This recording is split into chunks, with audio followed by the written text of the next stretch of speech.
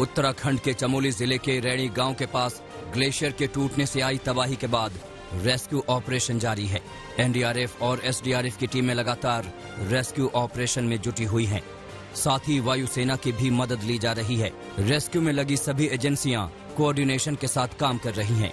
गृह मंत्रालय पूरे रेस्क्यू ऑपरेशन पर नजर बनाए हुए है और लगातार प्रदेश सरकार के संपर्क में है ताकि ज्यादा से ज्यादा लोगों की जान बचाई जा सके।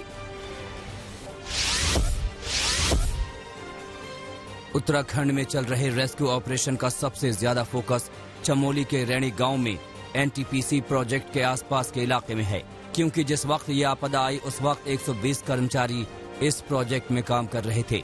इसमें से कुछ कर्मचारियों के शव बरामद किए जा चुके हैं, जबकि बाकी लोगों की तलाश की जा रही है।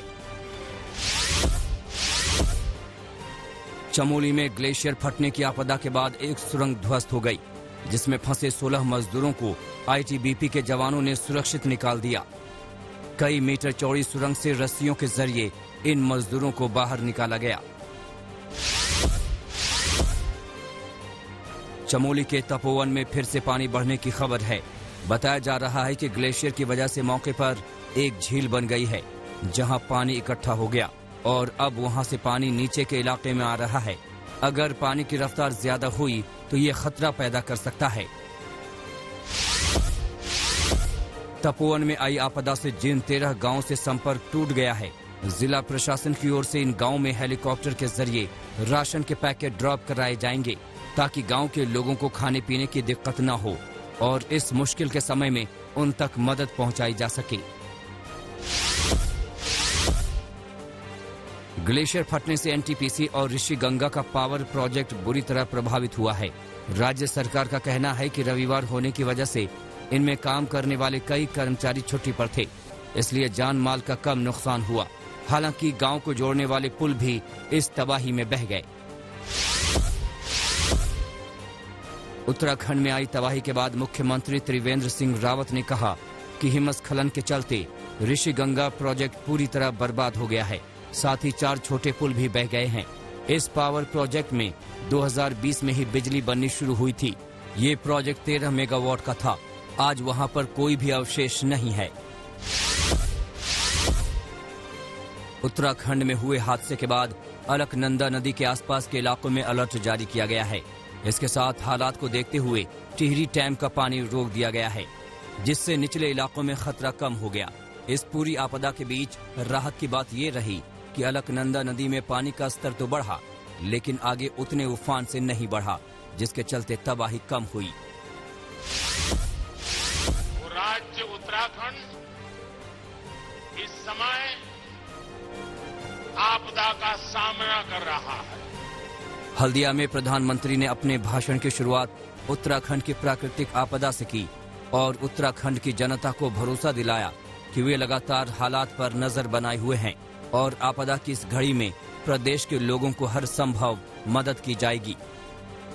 पीएम मोदी ने इस हादसे में जान गंवाने वाले परिजनों के लिए 2 लाख और गंभीर रूप से घायल लोगों को 50,000 रुपए मदद देने का ऐलान किया है।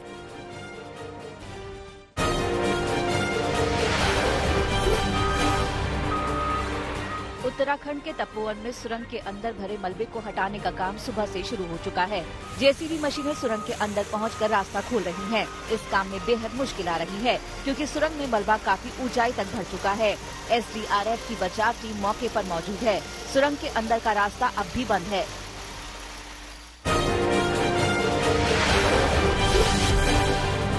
पश्चिम बंगाल के हल्दिया के दौरे पर पहुंचे प्रधानमंत्री नरेंद्र मोदी ने एक बार फिर ममता बनर्जी पर हमला बोला। हल्दिया में पीएम मोदी ने कहा कि बंगाल में अपने अधिकार की बात पूछने पर ममता दीदी नाराज हो जाती हैं। हल्दिया के दौरे पर प्रधानमंत्री नरेंद्र मोदी ने कई जन कल्याण योजनाओं का उद्घाटन किया। पीएम मोदी ने तेल, गैस और इंफ्रास्ट्रक्चर से जुड़ी परियोजनाओं का शुभारंभ किया। इसके साथ पानागढ़ शिल्पांचल में पाइपलाइन के जरिए गैस आपूर्ति योजना की भी शुरुआत की। पश्चिम बंगाल के मिदनापुर में बीजेपी कार्यकर्ताओं पर मारपीट का मामला सामने आया है। बस से जा रहे कुछ बीजेपी कार्यकर्ताओं से मारपीट की गई। ये बीजेपी कार्यकर्ता हल्दिया में पीएम मोदी की रैली में शामिल होने जा रहे थे। आरोप है कि टीएमसी के कार्यकर्ताओं ने बस में लूटपाट की और बीजेपी कार्यकर्ताओं से मारपीट की। मारपीट में बीजेपी के कुछ कार्यकर्ता घायल भी हुए हैं।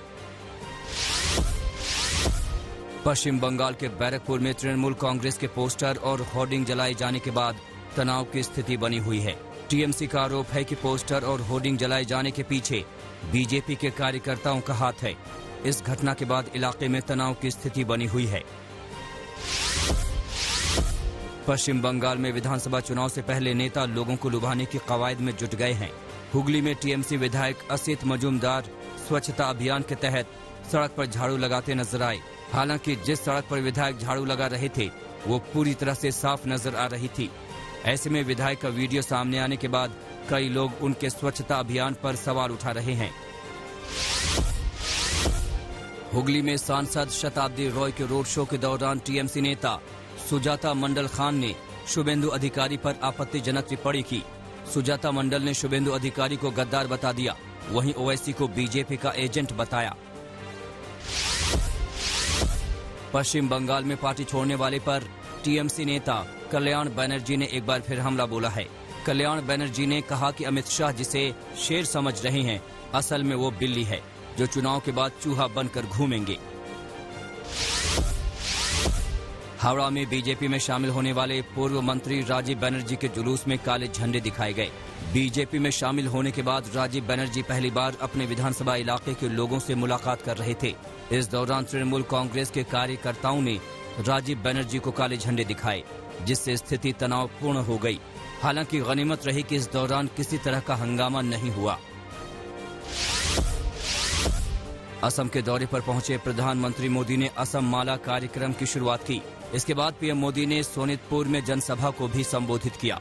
पीएम मोदी ने कहा कि देश को बदनाम करने की साजिश रचने वाले इस स्तर तक पहुंच गए हैं कि भारत की चाय को भी नहीं छोड़ रहे। कुछ दस्तावेज सामने आए हैं जिनसे खुलासा होता है कि विदेश में बैठी कुछ ताकतें चाय के साथ भारत की जो पहचान जुड़ी है उस पर हमला करने की फिराक में हैं।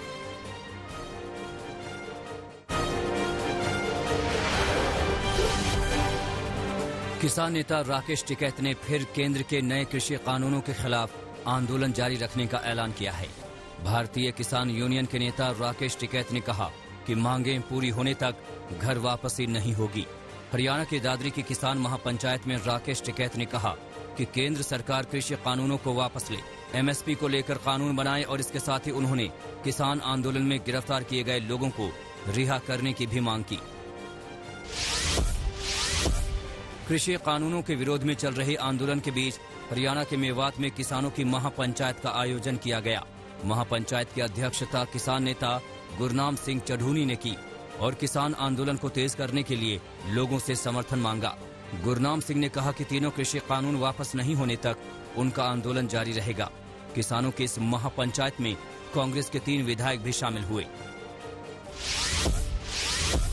किसानों के चक्काजाम के बाद अब कांग्रेस के नेता खुलकर किसान आंदोलन में शामिल हो रहे हैं। उत्तराखंड के पूर्व मुख्यमंत्री हरीश रावत दिल्ली के गाजीपुर बॉर्डर पर चल रहे किसानों के आंदोलन में पहुंचे और कृषि कानूनों के खिलाफ चल रहे किसान आंदोलन का समर्थन किया। एनसीपी अध्यक्ष शरद पवार ने कहा कि किसानों के आंदोलन को खत्म करने के लिए केंद्र सरकार को फिर से पहल करने की जरूरत है। शरद पवार ने कहा कि केंद्र सरकार अगर किसानों से चर्चा के लिए राजनाथ सिंह और नितिन गडकरी जैसे वरिष्ठ मंत्रियों को जिम्मेदारी सौंपती है तो दोनों पक्षों में गतिरोध खत्म होने की संभावना है। रेल मंत्री पीयूष गोयल ने कहा कि अगर किसान यूनियन कुछ नए प्रस्ताव लेकर आते हैं तो सरकार उनके साथ बातचीत करने के लिए तैयार है। गोयल ने कहा कि मोदी सरकार किसानों की चिंताओं को लेकर गंभीर है। प्रधानमंत्री नरेंद्र मोदी समेत पूरी सरकार बातचीत के जरिए इस मामले को सुलझाने के लिए तैयार है। पीयूष गोयल किसान संगठनों के साथ बातचीत करने वाली सरकार की टीम के सदस्य हैं। महाराष्ट्र में एनसीपी के प्रदेश अध्यक्ष जयंत पाटिल ने राज ठाकरे पर तीखा हमला बोला।